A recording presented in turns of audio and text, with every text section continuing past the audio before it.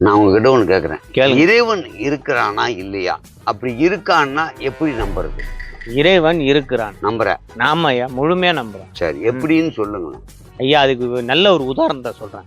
இறைவனை அப்ப நீ காமிப்ப இல்லையா, உதாரணத்தை சொல்றேன். ஆமா ஐயா, காற்றை உணரத்தான் முடியும், பார்க்க முடியுமா? முடியாது. சவுண்ட அதே மாதிரிதான், சவுண்ட பார்க்க முடியாது, ஆனா கேட்க முடியும். அப்படித்தான் இறைவன் உணர முடியும், பார்க்க முடியாது.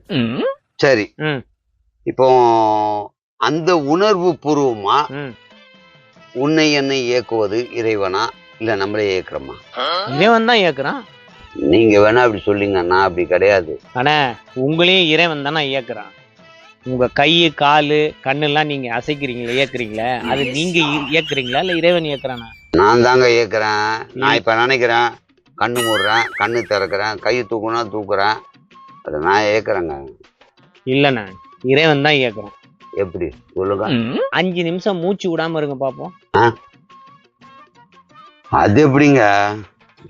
5 நிமிஷம் எல்லாம் முடியாது. வேணா ஸ்விம்மிங் பூல் பண்றவங்க அது மாதிரி ஆளுங்க வேணா இருப்பாங்க, யோகா பண்றவங்க நம்மளால முடியாதுங்க. உன்னை நீ தானே இயக்கிறேன்னு சொன்ன, அப்புறம் மூச்சு மட்டும் விடாம இருக்க முடியல உன்னால?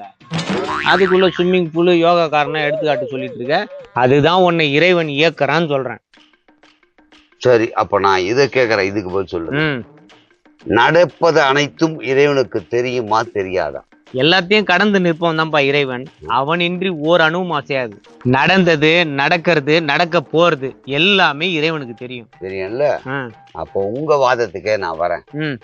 அப்போ நான் ஒருத்தருக்கு ஹெல்ப் பண்றேன்னா அது ஏற்கனவே இறைவனுக்கு தெரியும் நான் ஹெல்ப் பண்ண போறேன், ஏன்னா விதிப்படி அப்படிதான் எழுதி இருக்குன்றீங்க. நான் ஒருத்தனை அடிக்க போறேன்னா அதுவும் இறைவனுக்கு தெரியும். அப்போ சொர்க்க நரகம் எப்படி இருக்கும் நீங்களே யோசிங்க. நான் இறக்குறது எப்போன்னு அவனுக்கு தெரியும். நான் இந்த பூமியில எப்படி வாழ போறேன்னு தெரியும். நான் நல்லது செஞ்சாலும் கெட்டது செஞ்சாலும் நான் பண்ணலாங்க, அவனுக்கு தெரியுமே நான் தப்பு பண்ண போறேன், இல்லை நான் உதவ போறேன் அப்படின்னு நான் செய்யலைங்க. அவரு தானே இயக்குறாரு.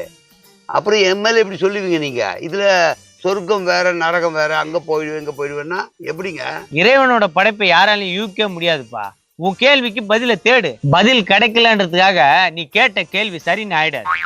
ஏங்க, பதில்னு ஒண்ணு இருக்கும்ல, அது என்ன பதில் தெரிஞ்சுக்கணும்னு ஆசைப்படுறேங்க. எல்லாம் விதிப்படி நடக்கும்னா அப்புறம் நான் எந்த தப்பும் பண்ணல, நான் எந்த புண்ணிய காரியமும் பண்ணல, நான் எந்த பாவ காரியமும் பண்ணல, எனக்கு எழுதப்பட்ட விதி அப்படின்றாங்க. நீங்க பதில் தேடுன்றீங்க. எனக்கு பதில் தெரியலையே. தெரிஞ்சவங்க யாராவது சொல்லுங்க. நான் ஒண்ணு சொல்றேன். வயிறு இவ்வளவுதான் சைஸ். ஆமா. ஆனா வயிற்றுக்குள்ள கழிவு இருக்கா? ஆமா. மூக்கு திறந்திருக்கு, காது திறந்திருக்கு, வாய் திறந்திருக்கு, ஏன் தொப்புள் கொடி கூட திறந்துதான் இருக்கு. ஆமா. ஸ்மெல் வெளில வருதா? இல்ல. எப்படி? அது தெரியலையா? தெரியல. அதே மாதிரிதான் நீ கேட்ட கேள்விக்கும் பதில் தெரியல. இதுக்கெல்லாம் பதில் எப்பதான் தெரியுமோ? இப்பதான்ப்பா இறைவனோட படைப்பை மனுஷன் ஒவ்வொன்றா ஆராய்ச்சி பண்ணி கண்டுபிடிச்சிட்டு வரான். அப்படின்னா இங்க இருந்து நிலாவை நம்ம பார்த்துன்னு தான் இருந்தோம். ஆமா. ஆனா அங்க போய் கால் பதிக்க முடியும்னு இப்ப கண்டுபிடிச்சான்ல. இந்த மாதிரிதான் உன்னோட கேள்விக்கெல்லாம் பதில் கண்டுபிடிக்கிறது பல வருஷம் ஆகும். ஆன்மீக கேள்வி கேட்டா இது மாதிரி ஏதாவது ஒரு உதாரணம் சொல்லி கரெக்ட் பண்ணிடுறீங்க. உண்மையிலே யோசிக்க வேண்டிய விஷயம் தான். இறைவனுடைய படைப்பை புரிஞ்சுக்கிற அளவுக்கு நமக்கு அறிவு கிடையாது தான். வரட்டும், பதில் வரும்போது வரட்டும். சரியா? நன்றி, வணக்கம்.